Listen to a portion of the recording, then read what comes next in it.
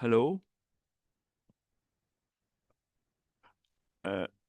I'm very glad to be among you today in the Win-Win changing the game in global cancer care in the world. It is part of SELAC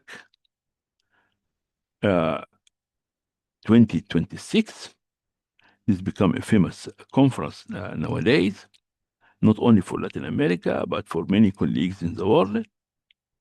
President is Professor Eduardo Cazap, who is in this, the president founder of SELAC, South American Latin and Caribbean Medical Society, and many other titles in UICC and many other things, including he is co-chair and co-founder of this initiative that will present part of it today. Professor Cazap, is he here?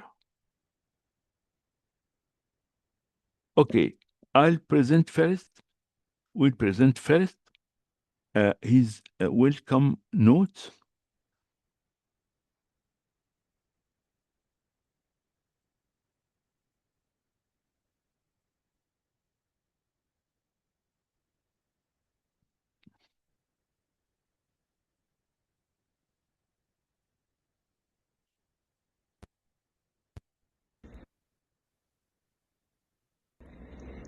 Good morning, good afternoon, good evening, whenever are you attending this session in some part of the world.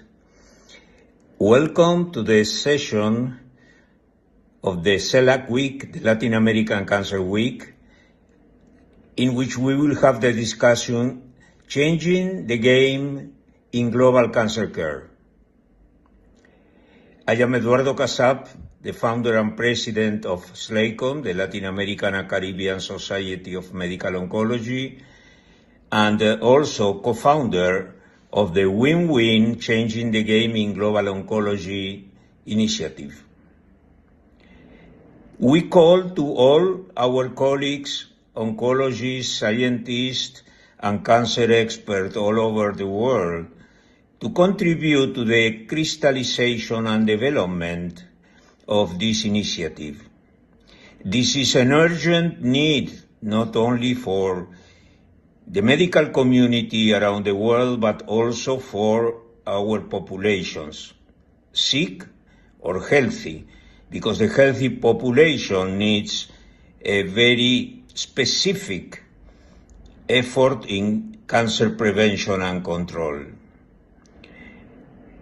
Our goal is to increase the affordability of better value cancer care with dignity to cancer patients all over the world through science and also innovative efforts and programs.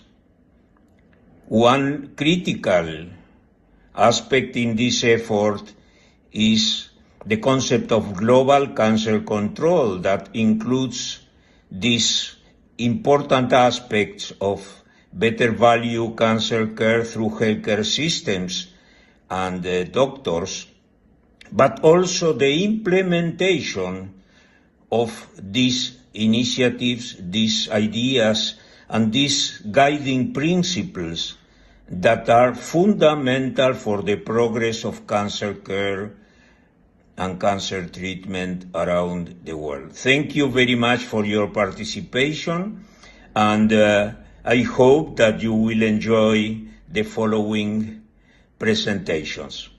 Thank you very much.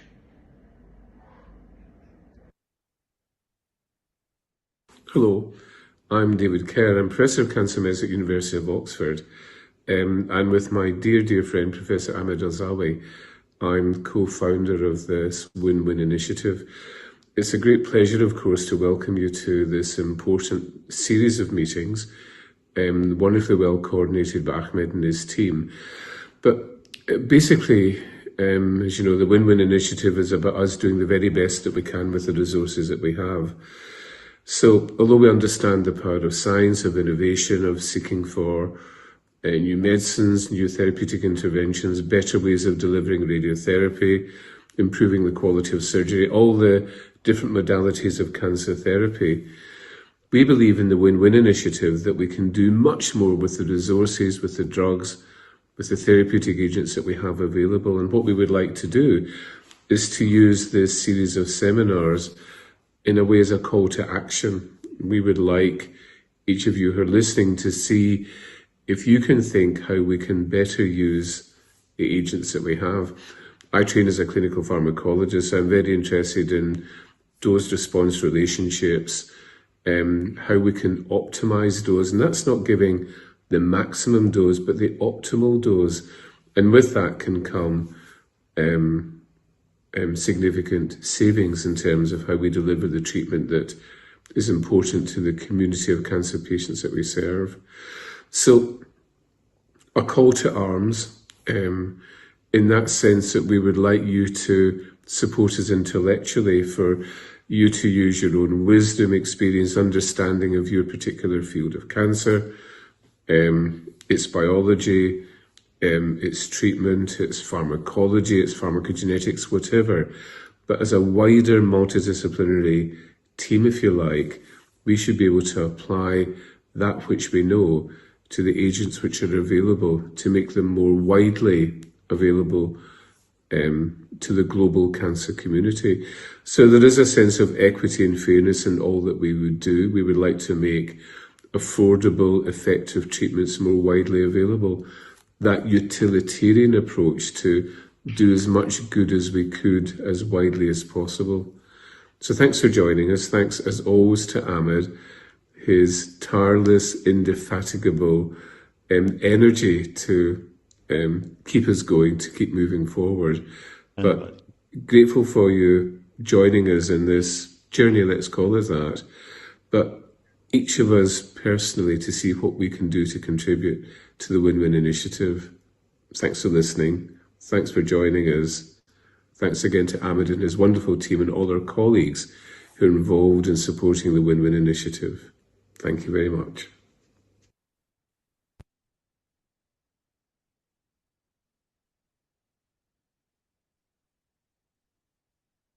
Hello, I am Ahmed Elzawawy. I'm glad to be among you today in SELAC 2026, April 15, 2026, and in the meeting of the changing Win-Win, changing the game in global cancer care.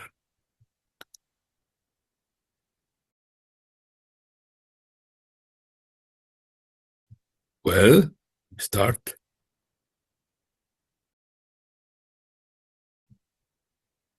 It's 20 minutes in for presenting.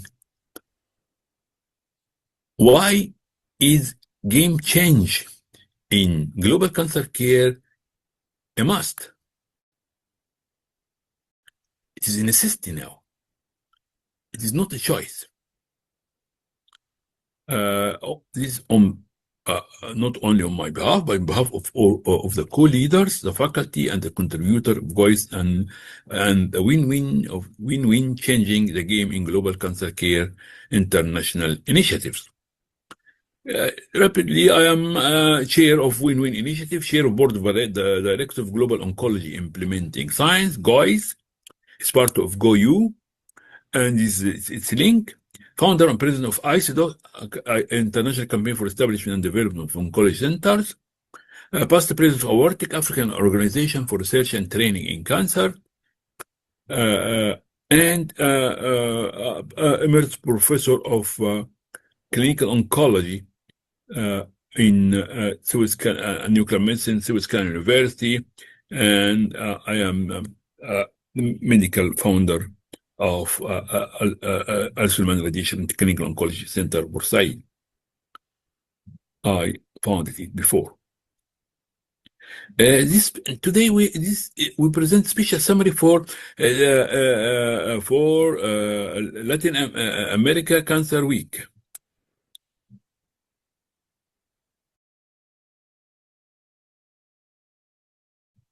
disclosure of conflicts, none.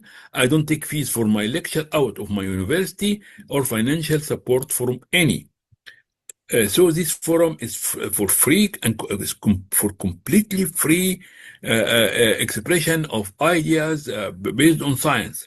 I'm aligned only to what could be beneficial to millions of patients, regardless of who they are or where they are. The definition of oncology is according to Merriam-Webster is not as some there's confusion here by some organization and some because it is according to Merriam-Webster is not my definition, a branch of medicine concerned with prevention, diagnosis, treatment, and study of cancer. Oncology is not just to give drugs to cancer, prescribe drugs in cancer. This is according to Webster. Global, it means worldwide. So global oncology doesn't mean as frequently thought that it is cancer care and control in low middle income countries, but it regards the whole world. Otherwise, it would be called low middle income countries oncology. Well, along the last 3 decades, and still, despite society's organization, big conference reports, a classic publication, commission, agenda, etc., some summit, important political declarations, initiative to address the big problem of access to reasonable scientific cancer care, and in spite of touching talk about disparity, pity, etc., equality, asking for funds, charity. And there is a big jump that is a solution, that there are solutions. But what was the outcome in the real world? Well, the gap between the required cancer care and the available was widened in the last 2 decades, despite of all this. And there is no convincing evidence that the needs wouldn't be increased in these decades, in the third decade of 21st century. If you, I don't know, if you describe this as failure, this is failure. If you find another term or expression, just tell us. This is failure, and we continue.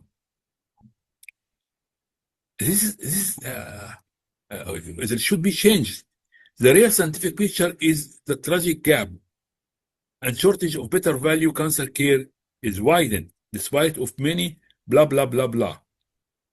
Recent reports indicate that there will be 77% increase in incidence of cancer in the upcoming 25 years, with a tidal wave among ages younger than previous decades.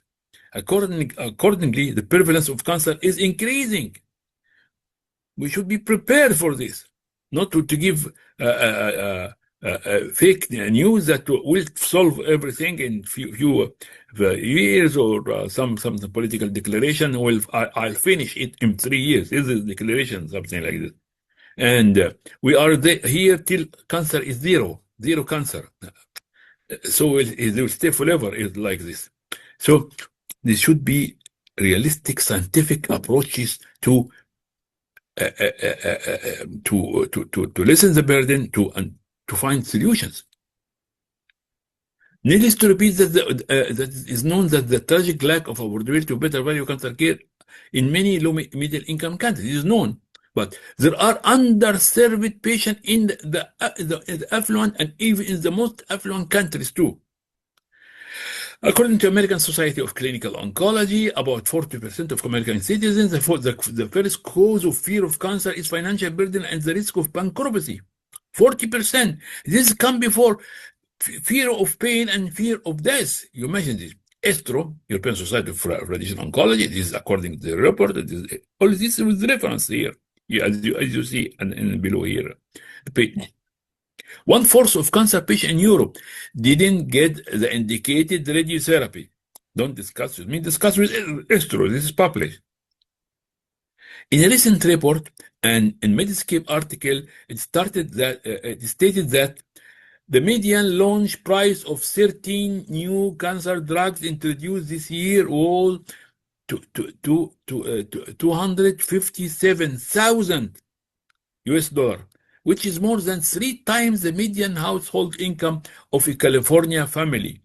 So imagine the comparison with other poorer states in the United States and with other countries. A comparison this with some countries in Africa, in Asia, and Latin America. So it is nice news that new drugs, but for whom? Despite the achievement of organization to increase numbers of services, statistically, what's the achievement reported? Oh, yes, there are many talks and festival and celebration and etc. But statistically, 10 or 15 new clinical oncology yearly in low-middle income country, statistically, is very tiny in comparison to the needs of at least 12,000 clinical oncology service, oncology radiotherapy facilities in the world. So it needless to waste time or to dispute about the fact that with all effort in the last 3 decades, the gap between the needs and the available radiation and oncology and clinical oncology and cancer care service was widened.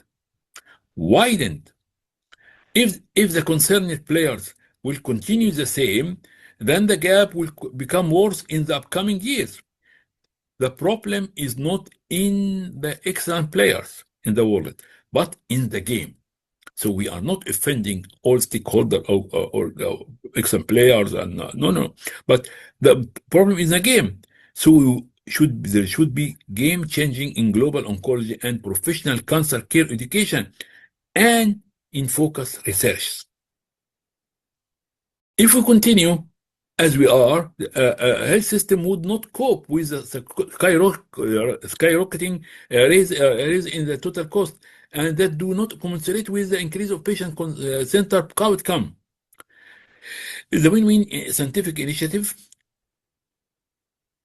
and GOIS program, we advocate for lowering remarkably the total cost, and the affordability of better value cancer care could be increased with smart and scientific approaches. All will win. We are not at all offending any industry. In the contrary, all will gain. All will flourish. All stakeholders, including patient, cancer care professionals, community, science, government, health industry, will win. Even their business will flourish. For those who otherwise, there is the risk of collapse of the systems. For those who claim that we are idealistic or dreamers, then yes, we are dreamer. But these dreams could be realized via scientific and smart approaches. And we presented many examples here in this presentation, but in our application, in our many things we reference. We didn't invent anything. There are many solutions. There are many approaches. We don't know why they are not highlighted, despite is made by many authors in the world. So if the world continue as the same, it will not be dream at all. It would be nightmare and probably collapse of the health system. Today, I present some examples of tens of scientific published examples that could lower the cost and increase opportunity for affordability of cancer care that could be implemented without compromising at all the outcome. We'll find many other examples in our last book. This is the link, the first chapter, and all is free access. And there are many our presentation and courses. All are available on online and virtual education. In our education lecture, 2020, 23, 24, 25, 26, there are more than 100 GOIS videos, free access to all. And there are other links in eCancer for our ASCO-GOIS webinars. All are focused on this. There are many examples. Some example of many.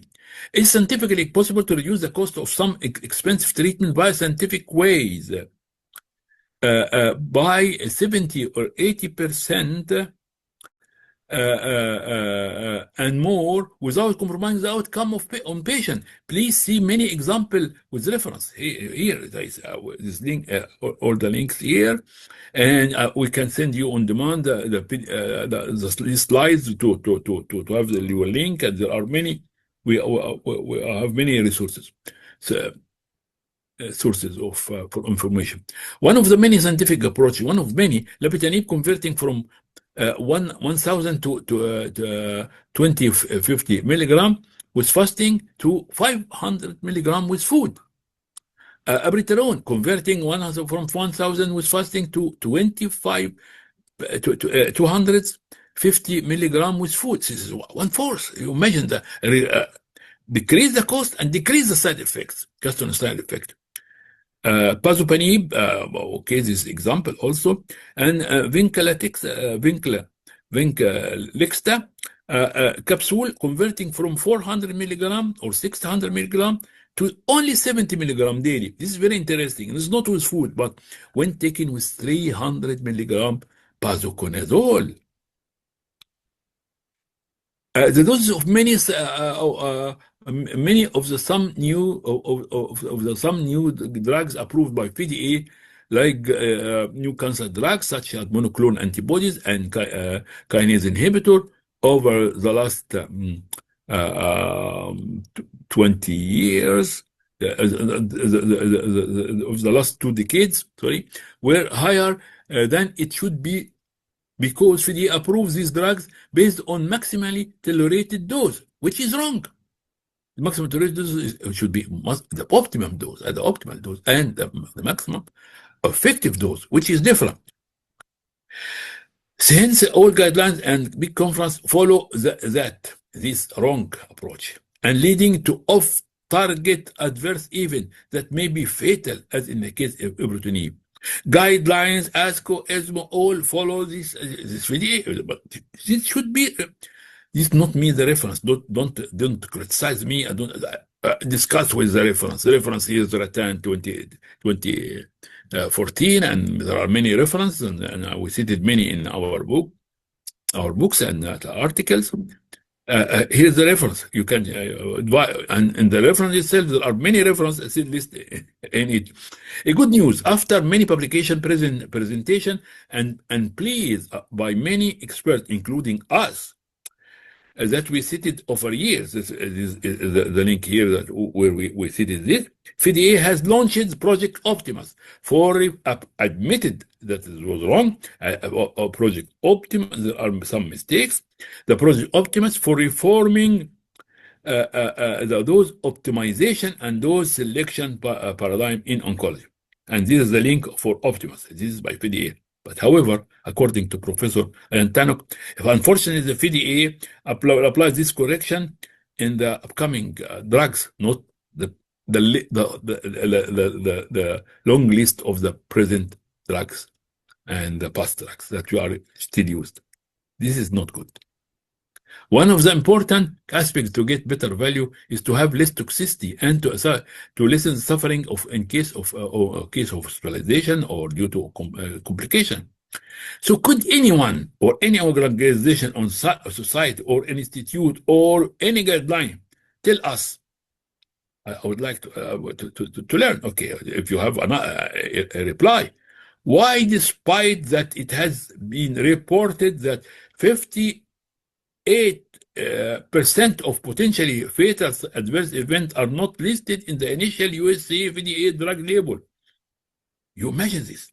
And 38% are not reported in any published randomized trials and high-impact journal.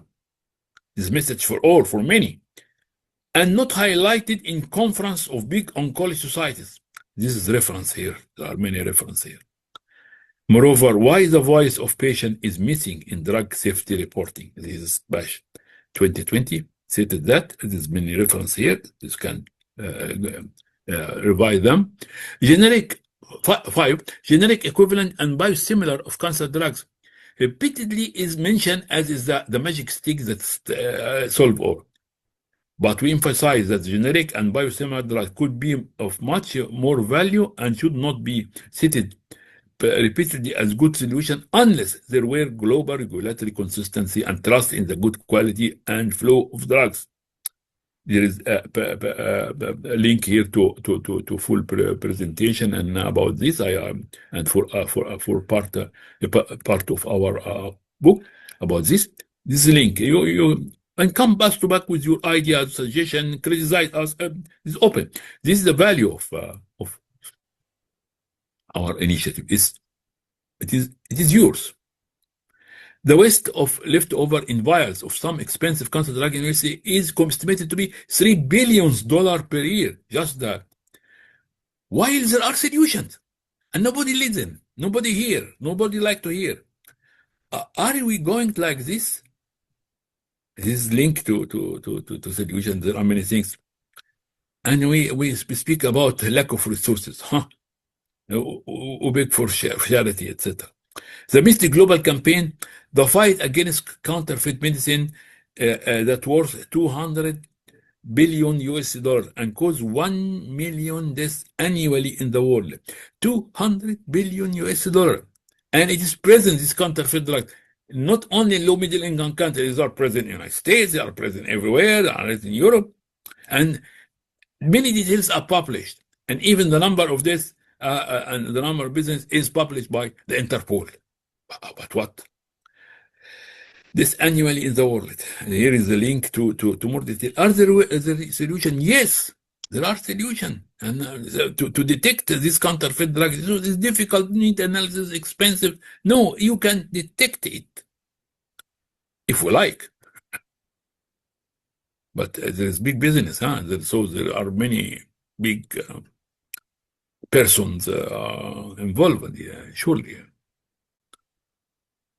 A study in the US showed that 1/4 out of chemotherapy patients with 10 major cancer diagnoses who were identified as late or dying as inpatient setting of cancer drug therapy. The question, are you going onward like this? In GOIS and the Win-Win, we call all to disseminate the message, repairing the compensation system for oncologists and cancer professionals. That if we want to be serious and realistic in the real world, otherwise, in many parts of the world, known system of corruption in the form of percent of treatment prescribed, commission, travel, accommodation, all form of. This is because doctor not gaining enough, depending on gaining money on prescriptions. But we stress on that remuneration of good living to all cancer care professionals, and I dare to say decision makers as well. Decision maker, everything. We should speak to the same measures correct. Okay, but they are involved. I dare to say the decision maker as well would be the first step to save a lot of money goes to expensive and nonsense prescriptions. I'm not speaking theoretically. Do you imagine the industry spend $35 billion, not million, billion dollars annually in the USA marketing for pharmaceutical? Much of it directly go to physicians who themselves report in a big study that marketing interaction is threatening trust in medicine and trust in us as doctors. Is a result. But don't blame pharmaceutical company only that as always a mistake or to blame them only, but because I discovered that the medical and surgical device industry spend more on physician payments than pharma, and this is the reference. If you have another difference to share the contrary, tell me, please. Guide me. Just a brainstorming question for your kind feedback. Could this, among other, some of bad allocation of resources go to improve remuneration of cancer care doctor? Not necessarily a salary, but big hours for providing better value cancer care, for training, and generous grants for researches that are focused on how to increase via science the affordability of cancer care and the real world. If we just direct this, you will find hundreds of solutions in front of you and how to be implemented, and they will implement it to be ours, and so on. That is, we call for the in the Win-Win Scientific Initiative. GOIS program, we call in focus on this. The series ASCO-GOIS, an initiative like Common Sense Oncology. This is our reference here. However, in the real world, such a suggestion will never realize just because you suggested, unless companies study and formulate creative approaches. That is why you should all of you are needed in Latin America, in the world, in Europe, all of needed to make a campaign to advocate for this, because otherwise there is this continue this corruption and this pressure on the cancer care professional, because this is part of their gain living for their family for live. So this is wrong. But there are resources to satisfy all, and patience also. Surely, after a smart pilot study, if they find a strong possibility that these approaches could not lower the total cost and increase affordability of the product, but also boost sales, flourish their usual markets, and potentiate weak markets, strengthen the health societies system, and prevent depression, then implementation could be realized. Some may say that this is a dreamer, you are idealistic, but we raise the red flag. Otherwise, the whole system will collapse. All will lose. What do you think? You prefer to go like we are, or we think how to think together, how to change? Surely the field is open for all innovative suggestions and smart approaches, and open for all suggestions. Just what I present is stimulating and brainstorming.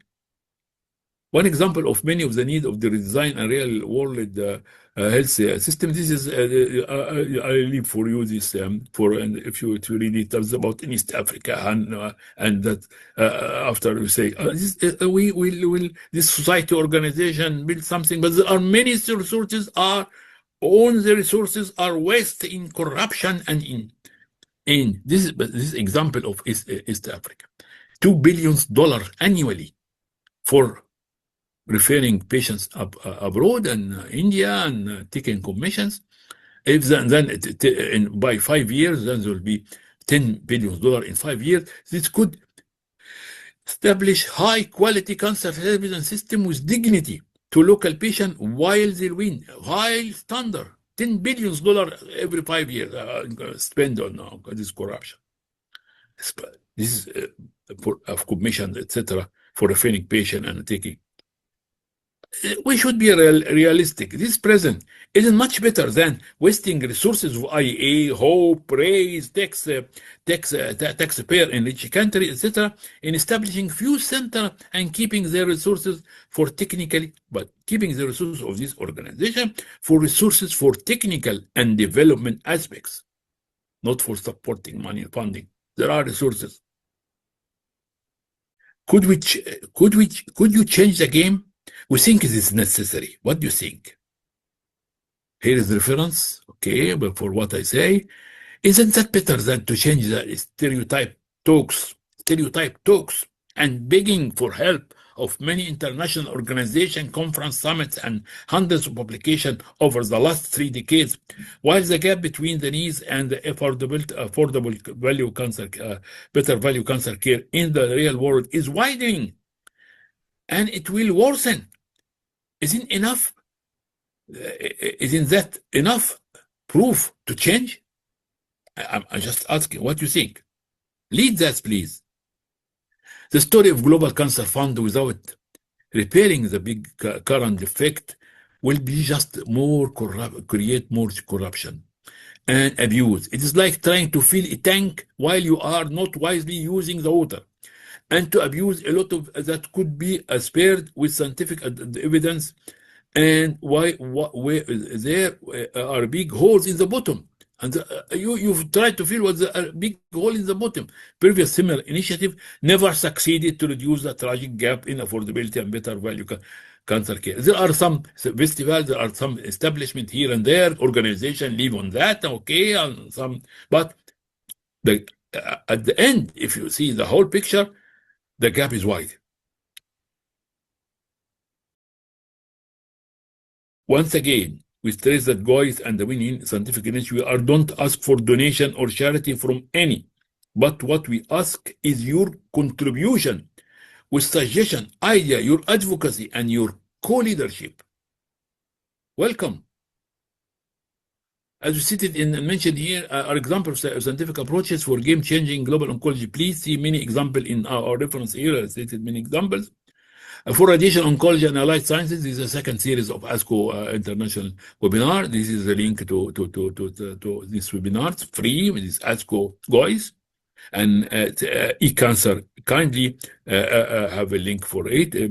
Create a link for it so you can all of you access. And here is some example. It's very interesting. Can we double or more the number of treated patients using the existing radiotherapy facility worldwide? Yes.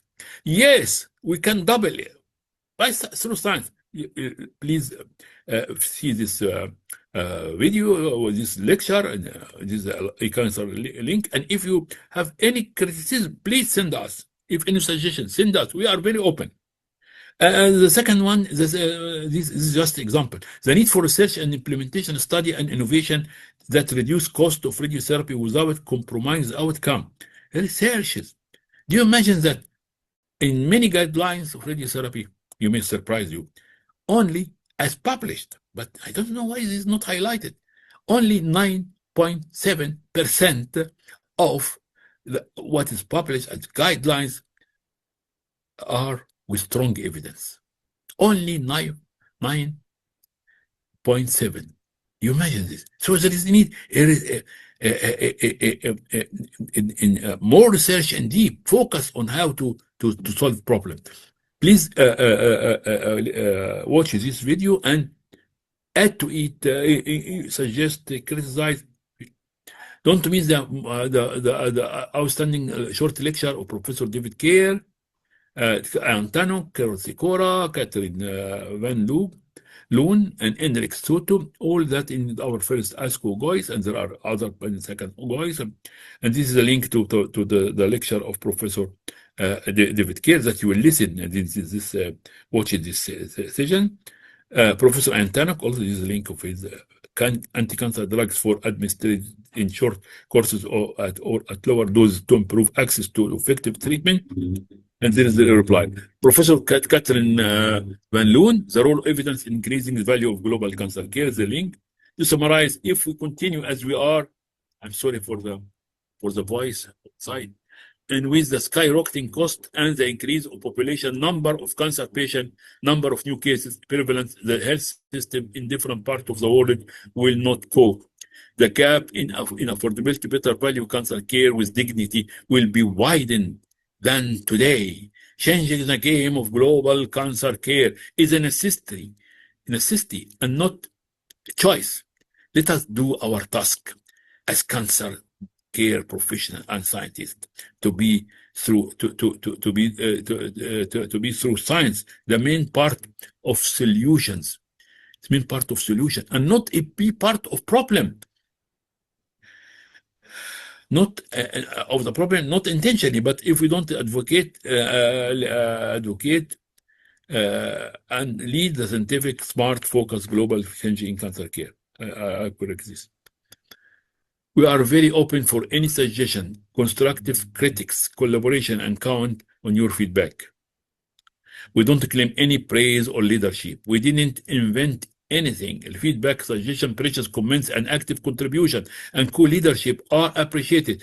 There is a need for a lot of work and multiple leadership with defined roles. Welcome all. All what is stated of scientific example are just some of much more examples. Please remember that millions of cancer patients and their family are screaming as you are doctors and scientists. Don't wait for policy maker, a decision maker, etc., you will wait forever if you will. Don't forget this is our task. Don't forget, and don't forget the patients. Many million patients tell you, don't forget us and do your best to reduce our suffering and access to better value cancer care with dignity. With dignity. You can do if you collaborate together and be together. We need all of us, all of you in the world, all of you, all we have a leadership role. Go forward and together and be focused toward the goal.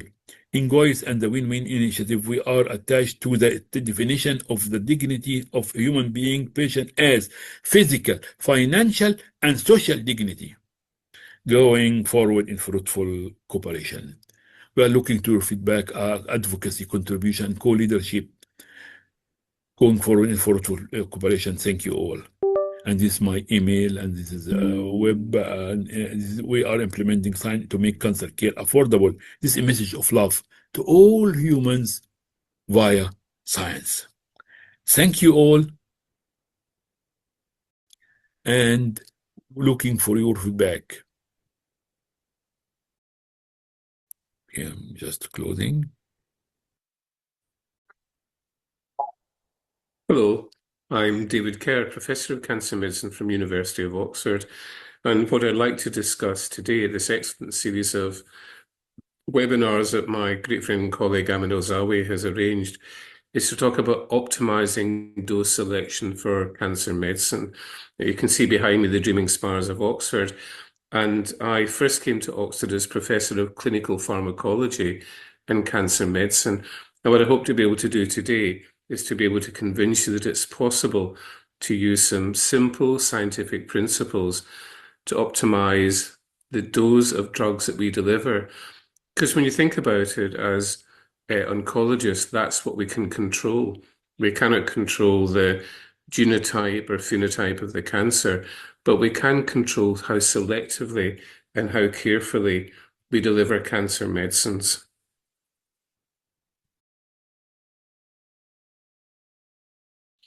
So these are the topics that I'd like to discuss a little in more detail. Classical phase 1 trials to determine the maximum tolerated dose. These are something that I started doing 40 years ago. And basically the essential trial structure hasn't really changed since then. Using a thing called an arithmetical progression called a Fibonacci scale, we treat 3 patients, we double the dose of the drug, we treat 3 patients, we double the dose of the drug until we see side effects happening. And then we increase drug dose by smaller increments until we reach a ceiling, so-called maximum tolerated dose. So the idea is that we continue to dose to the point at which the patients can tolerate the treatment no longer. A very classical design, and one which has been used since the beginning of experimental chemotherapy. It's an important step from the laboratory bench to the patient's bedside, in which we take novel chemicals or gene therapies or vaccines or tyrosine kinase inhibitors, whatever the mechanism of action, they still go through this rather elementary toxicology-driven phase 1 trial design. Problem is that it's statistically very unstable. There are only 3 patients per dose level. And then when we get to maximum tolerated dose, there may be 6 or 7 or 8. So think of that.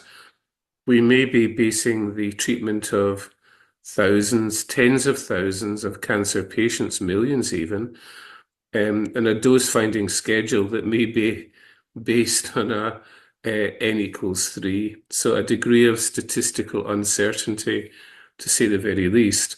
Not that that's caused us to change. It may be better to use Bayesian forecasting techniques, and there's some interesting ideas going on there.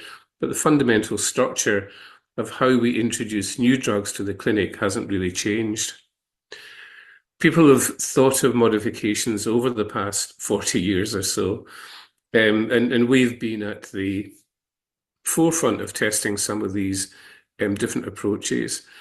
Pharmacokinetics, so we measure It's what the body does to the drug. So we measure the drug levels in the bloodstream, and we hope that we can define a therapeutic window. By that I mean there's a minimal plasma concentration that we want to achieve, because below that the drug would be ineffective. There's a maximum plasma concentration we want to achieve, because above that the drug will be very dangerously toxic. And between these two levels, we have the therapeutic window.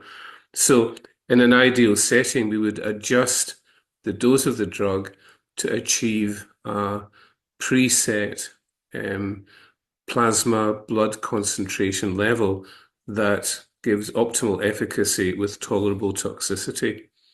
Problem with that approach, when we tried to apply it, was that because of intra and inter individual variation in pharmacokinetics, how we metabolize the drugs, how we excrete them, the variation was very, very large.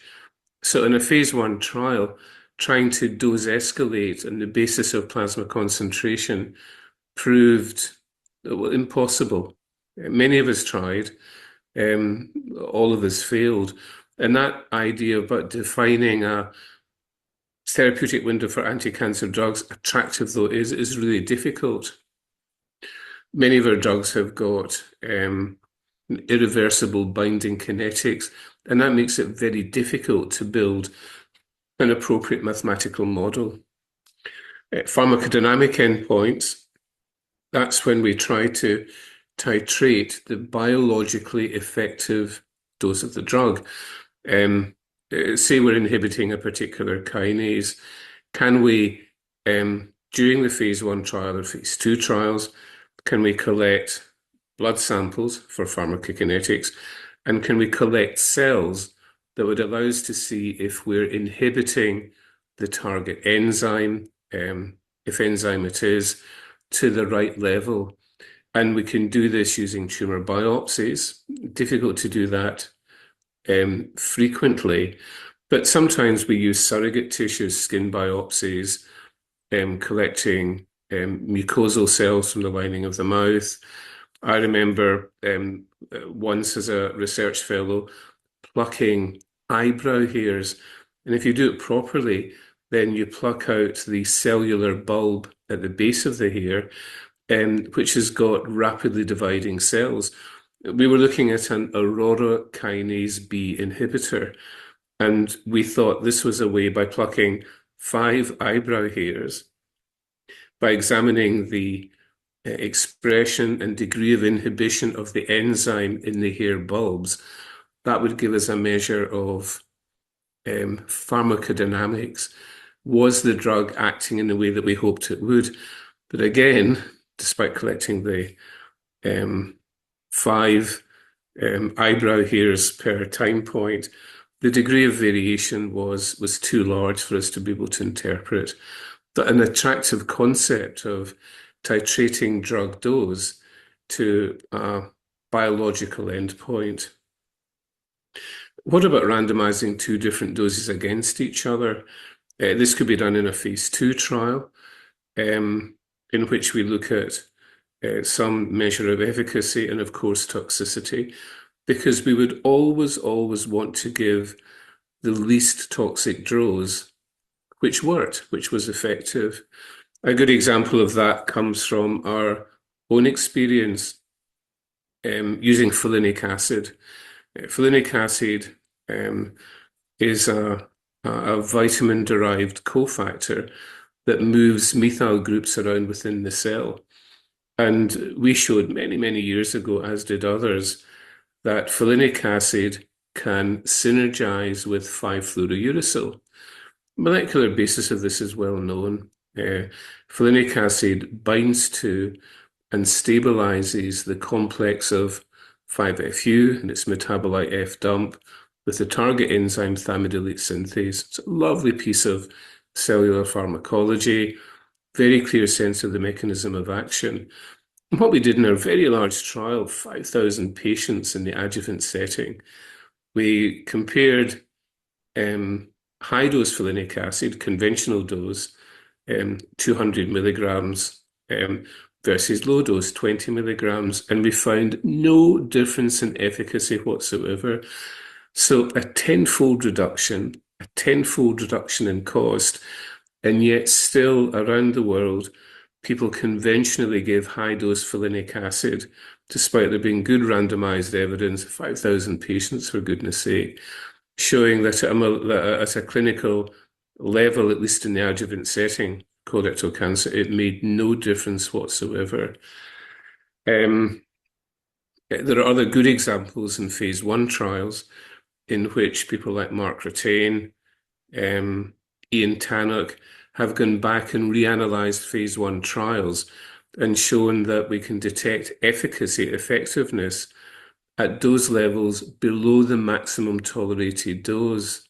And yet, the groups involved in the trial continue to dose to the very highest level and select those as the drug treatment regimens that go forward, even though sometimes during the phase 1 trial, you can see that the drug is effective at earlier drug levels, at lower drug doses. But this is ignored somehow with that desire to treat almost to the point of maximum toxicity. This doesn't make sense, not in the modern world, I don't think. One other thing that we should consider is, how do we deliver the drugs? Do we really need to calculate the dose of our drugs with such precision that we use a multiplier of body surface area? The rationale for this is weak. As a clinical pharmacologist, I would want to be able to take account of our patients' hepatorenal function, the organs involved in metabolism or excretion. If we had measurements of those, then of course titrating drug dose, we do this with carboplatin, for example, but there are a few examples in which we titrate drug dose according to the function of those organs which are involved in metabolism and excretion. And therefore, I think we should be much more widely thinking about the concept of flat dosing, and to provide that dose within a single vial so that there's no wastage. Ian Tannock did some work looking at delivery of immune checkpoint inhibitors and the waste, the amount of drug that's often left over in the vial when we try to calculate it according to weight or body surface area. One could save millions and millions of dollars just by flat dosing and using the entire contents of the carefully curated vials. The other area that I'm interested in is pharmacogenetics. We've done a lot of work using genome-wide association studies in which we look at germline genetic variants, often in the enzymes involved in metabolizing, deactivating the cancer drugs that we use in the clinic. And of course, if we could identify, using genetic techniques, those patients who were at high risk of developing serious, life-threatening side effects of chemotherapy, we could identify these patients before they're treated, and in so doing, we would be able to significantly reduce death rate, improve safety, reduce the number of patients admitted to hospital with serious side effects, and save the health economy money. It's very expensive for us as an oncology community to take care of cancer patients who are admitted with life-threatening toxicity. And again, we've shown this in our own work with 5-fluorouracil and genetic variants of an enzyme called dihydropyrimidine dehydrogenase, and a couple of other proteins that we've discovered in our genetic studies. So we have every patient in the United Kingdom has a genetic test before they receive treatment with 5-FU or capecitabine.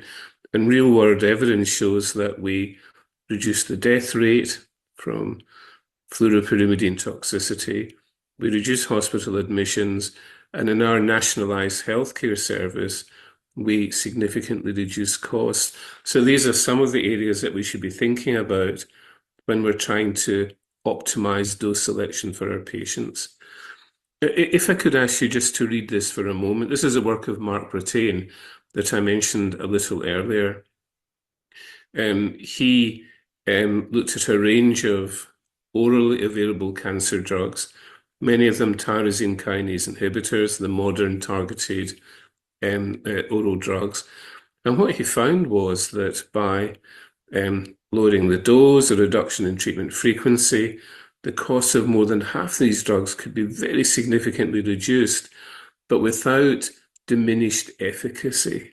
So exactly the point that I was making earlier on, that if we analyze the phase 1 trials very carefully and thoughtfully, then in a very significant number of cases, we could reduce the dose of the drug, maintain efficacy, and as Mark and his group worked out, potentially save remarkably billions of dollars. So for all those young oncologists, I know you get excited about molecular genetics. I know you get excited about immunology, but all of you, please remember the concept of dose. That's what we can control together. I'd like all of you to think a little about some good old-fashioned clinical pharmacology and some of the basics like flat dosing rather than the overcomplicated dosing regimes we use around body surface area. I do hope you've had a chance to listen to this brief lecture. I know that you're going to enjoy the webinar series, unquestionably, but I hope what this does is cause you to think a little about how we best control dose. Thank you very much indeed for listening.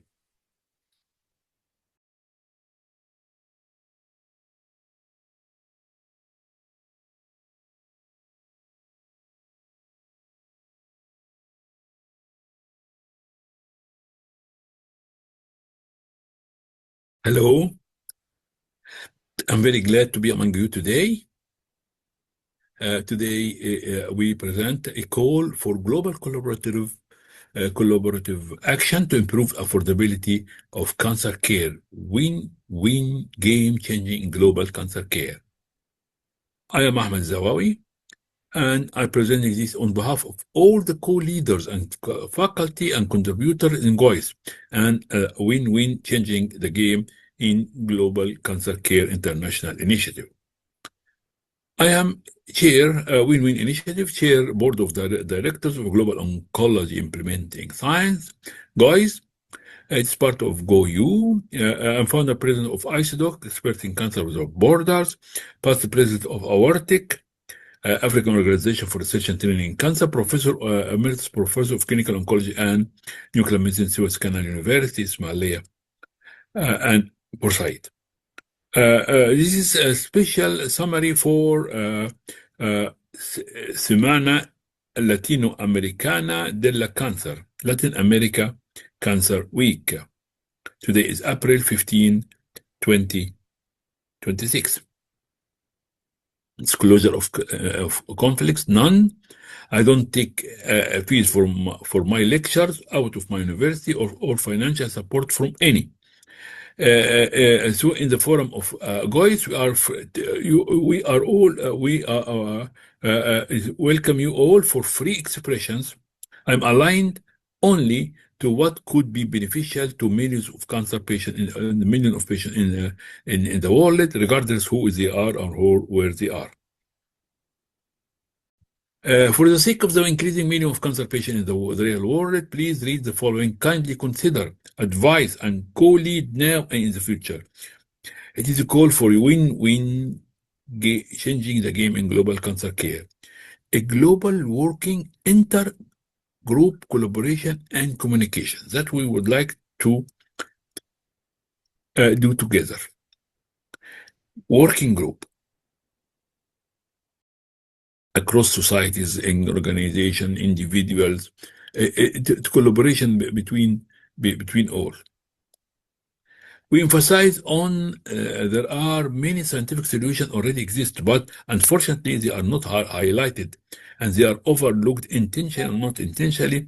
There are vast opportunity to focus research and studies that could improve a lot. There are billions of dollars continue to be wasted.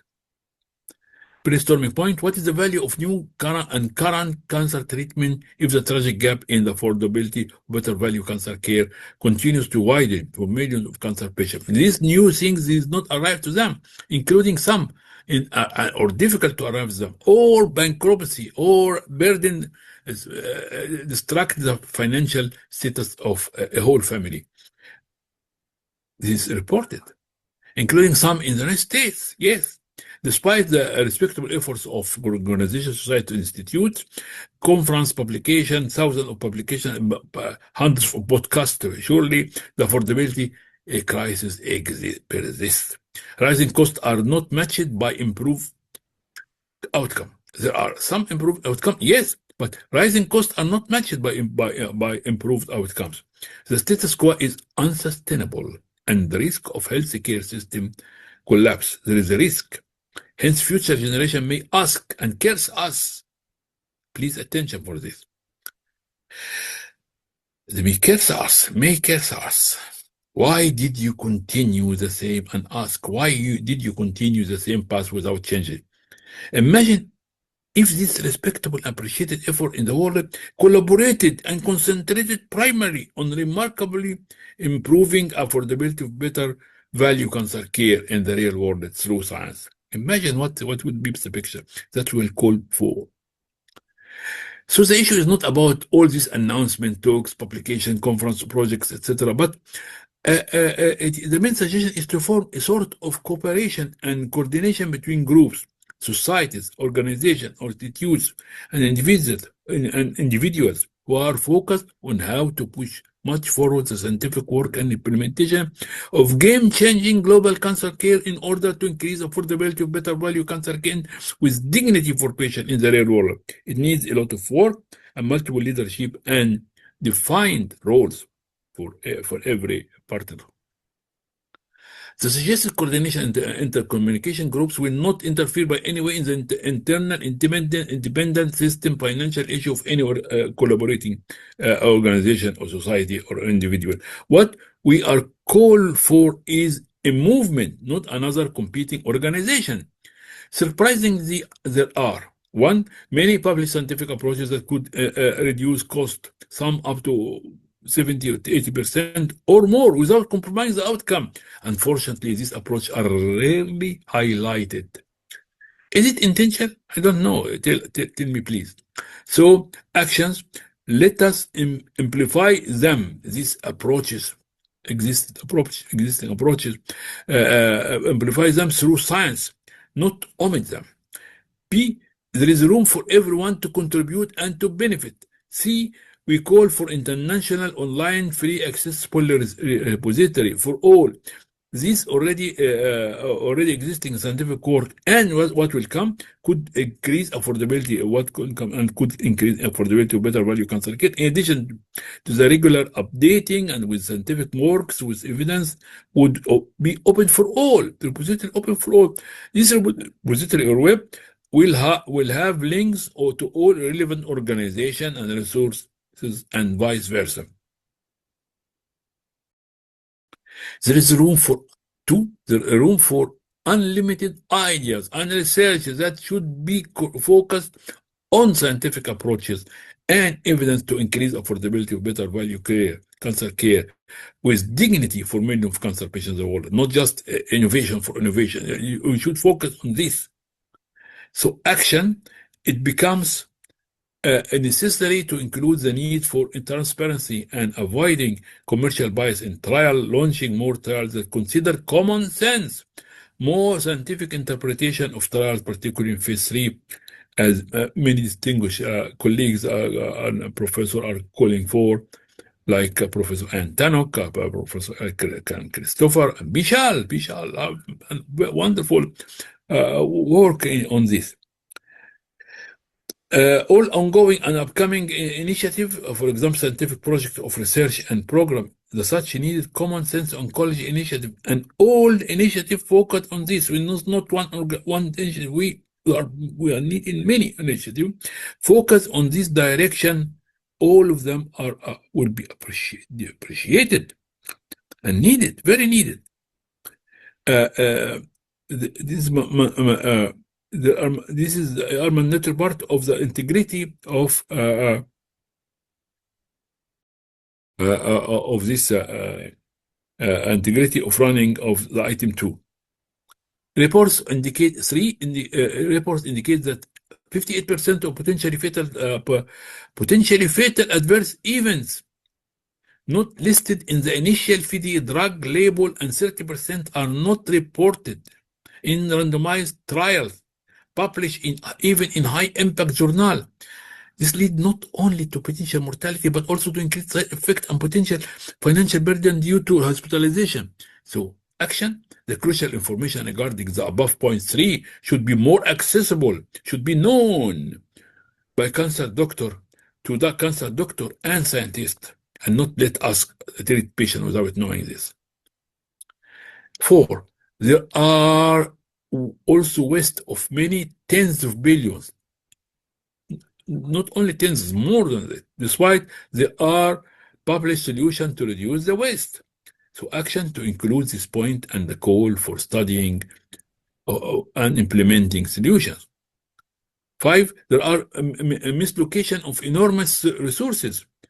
So action for item 4 and 5, uncovering the information and making them known as much as possible in occasion, as possible in any possible occasions. A conference, article, please, journals, welcome this type of uncovering all these aspects. It is very needed start, hence it should be known by all. That is very shameful if we continue the same way of wasting and mislocation of resources. We wrote a lot about this if you return to our books and reference. And we didn't invent anything. This is where the reference. The huge outcome could be used for correction to repair the system, to increase quantity and quality of cancer health service and better remuneration of cancer care profession, and not to beg for charity or global funds, etc. Could anyone tell us why aren't these 5 points not adequately highlighted, that if they are stated at all in organization, societies, publication, conference, guidelines, podcasts, etc. For reference, please read from slides from 9 to 27, this link. You will find many nice things and references. And also we call for you, be one of the leaders of game changing the world. This link.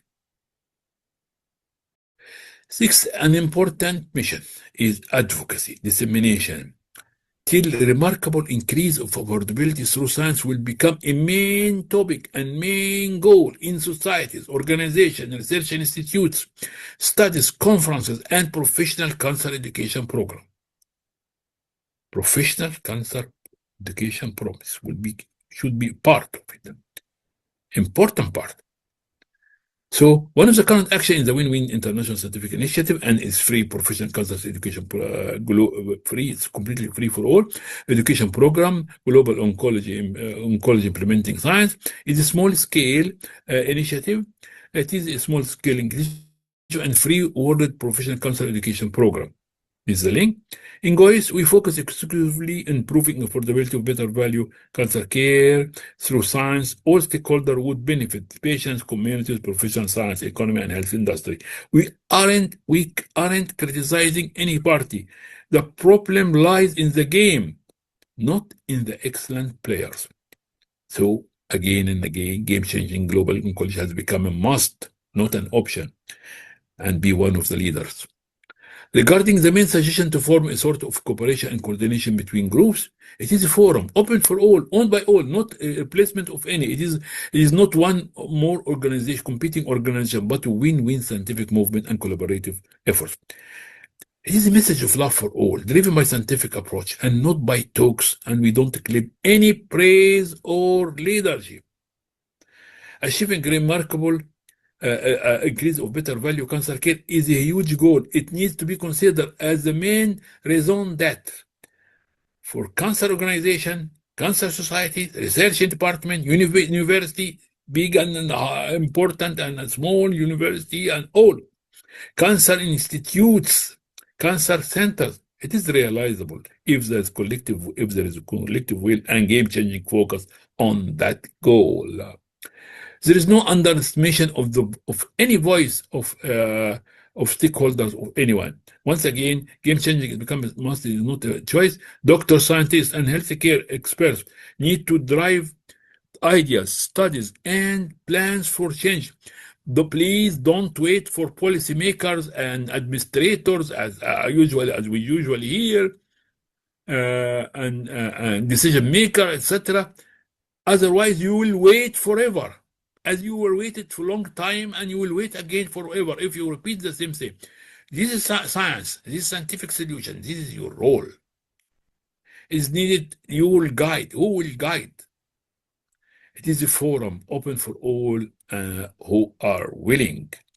Please consider this draft a starting point for focused discussion, crystallization, and development by you and whom you invite. Please invite colleagues in your network and invite from everywhere in the world and ask them to join.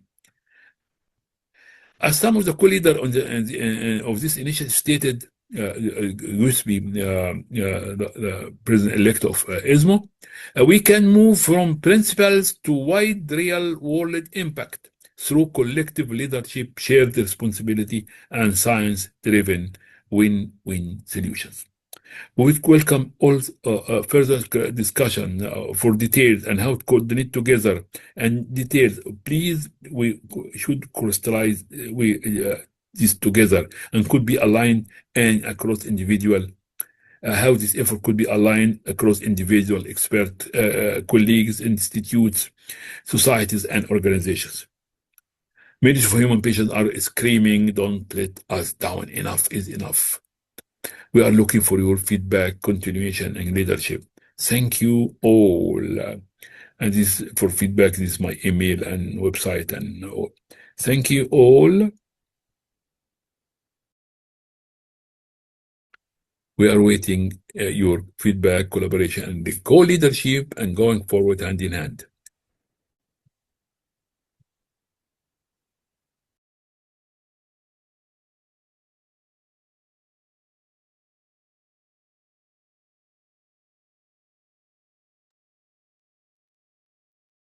Please, Professor Nigwa, share the screen for your slides, and you will present us your very short 10 minutes, very valuable, big thing that I hope that you will continue it till you and your team will awarded a Nobel Prize or equivalent prize. Really, it is very promising, and behind it, a very intelligent ideas.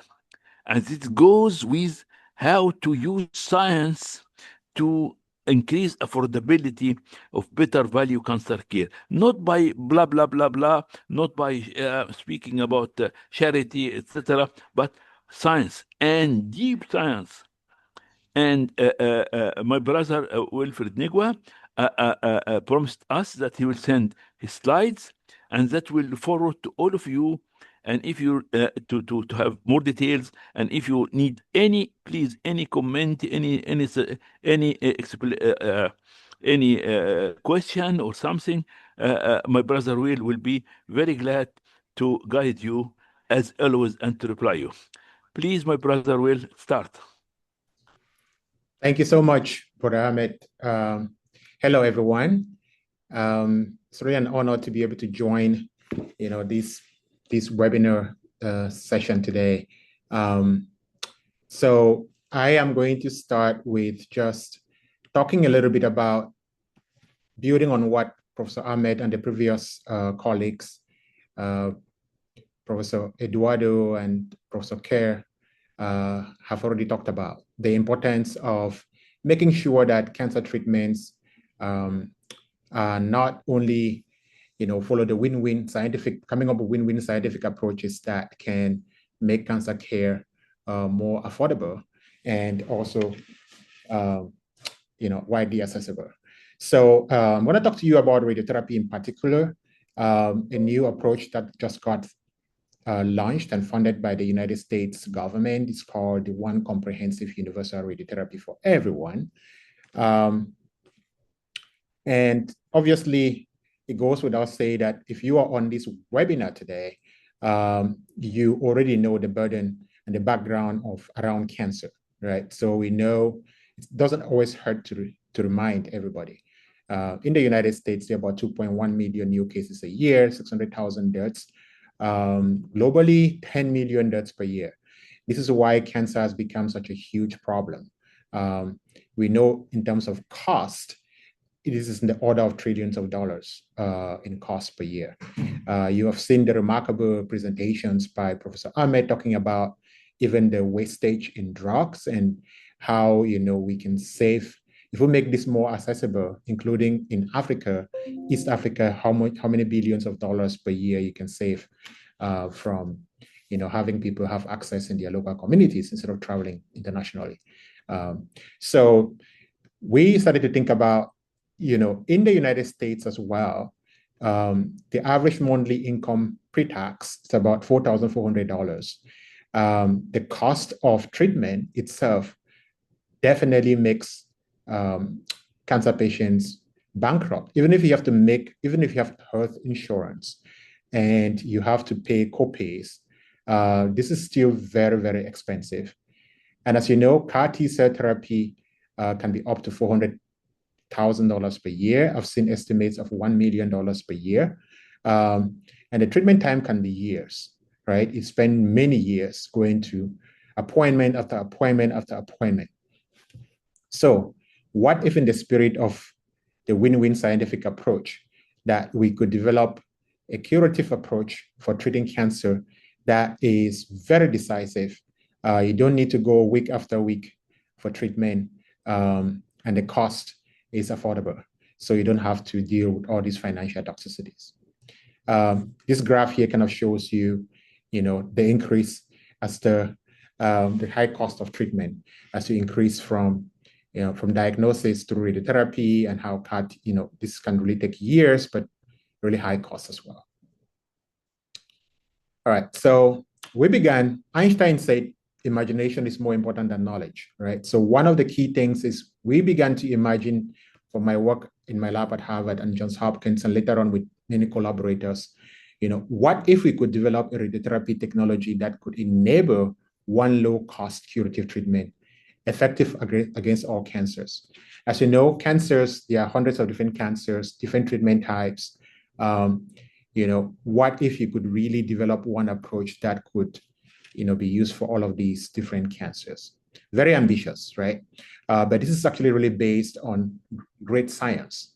You may have heard about the abscopal effect, where you can irradiate one tumor, like you see here, and then you can, by doing that, expose the cancer, generate neoantigens, which are signatures of the cancer. Because as you know, cancer is always trying to camouflage and hide itself from your body, from your immune system. So by doing that, you can expose the cancer to the immune system, and these antigen-presenting cells, which are in purple here, can pick up those antigens that are generated by radiotherapy, can travel through your lymph nodes, and they can train your T cells, your immune cells that are, can then attack the cancer that you irradiated. But if the cancer has spread to other parts of your body, it can also cause regression of that cancer. Why? Because at this point, now it knows how the cancer has been exposed to the antigens, and now it knows what the cancer truly looks like. And so therefore, you can really transform radiotherapy from just curative treatment of localized cancers, which is what we do today, to an approach where you can use to treat both localized and metastatic cancer with curative intent. Well, you can ask, have we seen this before? Yes, we have seen this case reports since 1953, 70 years now, 75 years, where once in a while a patient gets this kind of response, and people have been wondering what happens. Now we understand that it's through your immune system, but there are many particular strategies that you can take to be able to control that, so it doesn't happen randomly, but that it happens predictably. So when you come into the clinic, you can do a treatment plan just like you do today with your radiotherapy treatment planning system. But you are making a treatment plan such that you can cause regression of not just the localized cancer that you irradiate, but also, metastatic cancer. So that's really the focus of the One Cure program. A lot of studies from my work at Harvard and Johns Hopkins have shown this across different cancers. So this is in terms of preclinical work, this has been shown for pancreatic, cervical, lung, prostate, and many other people have shown this in other cancers as well. So this is not this is science is quite established. The only problem right now is that this still happens very randomly, the abscopal effect, and because of the high cost of immunotherapies that are administered systemically, it's also very difficult, and the toxicities that come with that, it's really difficult for you to control the process. And so smart radiotherapy biomaterials are being used to load immunoadjuvants or immunotherapy drugs. They can be administered, and I just showed this in the case of an animal.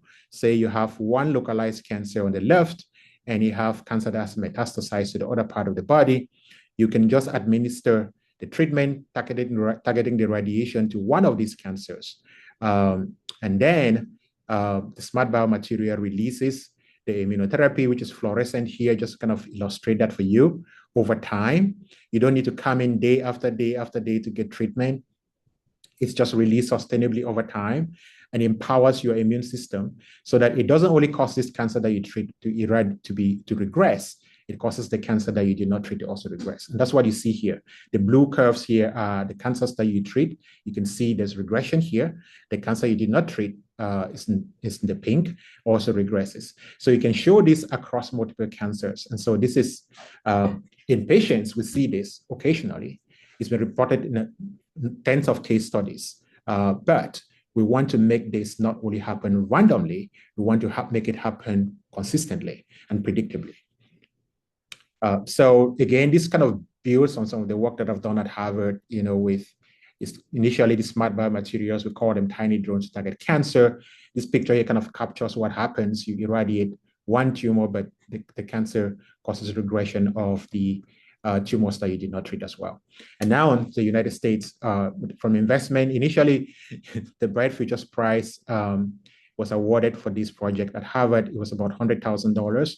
But now the U.S. government is really investing over about $100 million into this project now to really make this, to transform the future of cancer and radiotherapy treatment. So the impact, is really big, for children's health, that will reduce side effects. Professor Ahmed talked about that greatly. Better value cancer care means that you also want to make sure that you're reducing the side effects. So by using the smart biomaterials, you can really target that such that you're minimizing systemic toxicities and making sure that patients are not, suffering from side effects. And then, we're thinking about the cost. So we expect that this will reduce cost by up to 100 times. We're really aiming bold and big. And then it's going to save billions of dollars literally for the US, and I think globally, the order of trillions of dollars, as I mentioned. More importantly, it's going to reduce treatment time from months and years to 1 to 2 one decisive treatment that you actually come into the clinic and you get. And then you have this sustained delivery of the immunoadjuvant to empower your immune system to take over the process.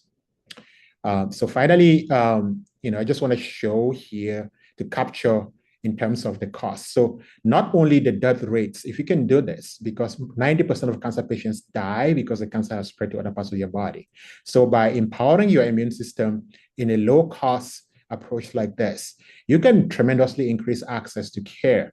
And so you can reduce death rates substantially. But you can also reduce cost and the time and distance that people have to travel to their cost. This kind of builds on some work that we've been doing with some colleagues, and Professor Ahmed and others, hypofractionated radiotherapy across different countries in Africa. So that study has actually just completed for prostate cancer, and we're going to be starting soon with breast and cervical cancer. But what this study kind of showed, the simulation, and showing you how if you can reduce the number of fractions or the treatment time for treating cancer, how much in terms of cost and also the time that you can save for patients, of course. So with hypofractionation, obviously, you can reduce treatment time from, say, prostate cancer from 40 fractions down to 20, and maybe with ultra hypofractionation down to 5, 6, 7 times. So that means you can save a lot of time, and the time it takes to treat one patient, you can probably treat 5, 6, 7 patients. But if you can use this one decisive treatment, then obviously the time it takes to treat one patient, you can treat up to 40 for prostate cancer, just kind of illustrate in that particular case. But again, for the United States, we talk about affordability of better value cancer care. The cost savings will not only go for patients, but also for the healthcare system. All right, so I will stop there. If you have any questions, you can email Professor Ahmed, reach out to me. I'll be happy to answer that. This work has not been possible without, obviously, many other collaborators. And I want to acknowledge, Professor Ahmed, who has been championing the Win-Win initiative, which really inspires this work. And then obviously the funding support from Harvard, from Johns Hopkins, and more recently from the United States government. Thank you so much. Thank you, my brother, Professor Nigwa. And the only thing that I can say is go on. God bless you and your team to save really many families in the world, millions of patients and their family from bankruptcy, and to give them excellent treatment. I know that you need a lot of work. God bless you. Go forward. Thank you so much. Thank you. Thank you. Good to see you, Professor Eduardo. Nice to see you. Professor Eduardo, I would like that you adjourn this meeting if you have any valuable advice or something, because you are the president of this meeting, the president of SELAC, co-chair of co-founders also of the Win-Win, changing the game of global oncology. Professor Eduardo Cazap. Thank you very much, Professor Elzawawy. First of all, welcome all to the Latin American Cancer Week that is organized each year during the whole week in the month of April. This effort is the continuation of international effort led by the London Global Cancer Week, and it is together organized with eCancer and SELAC, that is the network of institutions at Institutes of Cancer in Latin America. We are very grateful to the Win-Win team, to Professor Elzawawy, Professor David Kerr, and Professor Nwowa, that they are leading an unprecedented initiative to diminish the cost of cancer care globally, trying to improve the results for better cancer curability, and to promote innovative and efficient actions to really guide new tools for cancer in health systems in different countries around the world and for different populations. We are extremely grateful that you are sharing with our colleagues in Latin America and other parts of the world your experiences, and also we are grateful for your guidance and for your support. These all the presentations that have been part of this week are uploaded to the different web pages of SELAC, London Global Cancer Week, with links to eCancer and other platforms. So thank you very much all. I think that we are now on time to close this brilliant exposition of principles and experiences. Thank you all very much, and have a fantastic week. And please, your final words, Professor Elzawawy. Yes, I would like to say that our as we Professor Eduardo Cazap, Professor David Kerr, and all of us, Professor Will Nigma, and all our co-leaders, we say that our meetings is not just a meeting and goodbye. This is start. So we send to all who registered or who would like and not register also.